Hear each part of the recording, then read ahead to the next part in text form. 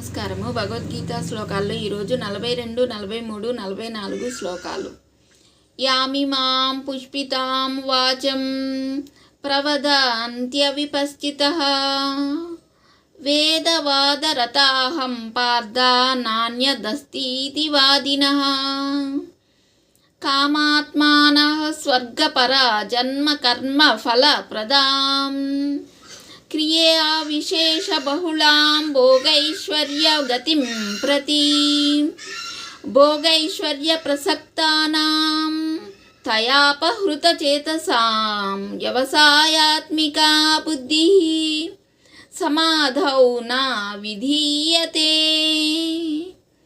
తాత్పర్యము: పార్థ, వేదవాదముల యందు రమించువాడును కామ్యకర్మలే అధికములని వాదించువారును స్వర్గమే ఉత్కృష్టమైనదని భావించి పుష్టిత వాక్కులను పలుకువారును కోరికలతో నిండిన వారును స్వర్గాభిలాషులను జన్మ కర్మ ఫలముల నొసగునదియు భోగైశ్వర్యముల నొసగునదియు నగు వివిధ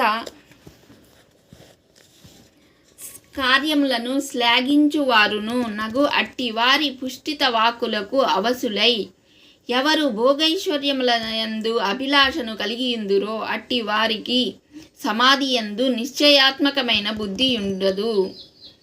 సర్వే జనా సుఖినో భవంతు.